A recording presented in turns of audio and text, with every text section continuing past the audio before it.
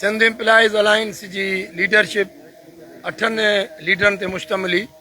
अॼु सॼो ॾींहुं सिंध गवर्नमेंट जे सीनियर ब्यूरोक्रेट सां पहिरीं असांजी सिटिंग थी ऐं उन में तफ़सीली असांजे सभिनी मसइलनि ते 4 इशूज़ हुआ, 4 डिमांड में, जंहिंमें सिंध जे मुलाज़िमनि जूं सैलरीज़ वधायूं वञनि, DRA ॾिनो वञे, ग्रुप इंश्योरेंस ऐं बैनुअल फंड ऐं पेंशन रिफॉर्म्स जे नाले ते जेके बि नोटिफिकेशन सभु वापसि वरिता वञनि।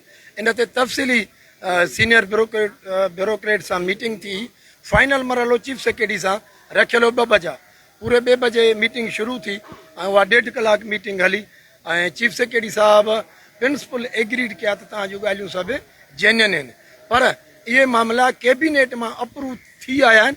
हाणे वापसि बि वरी कैबिनेट में असांखे रखणा पवंदा।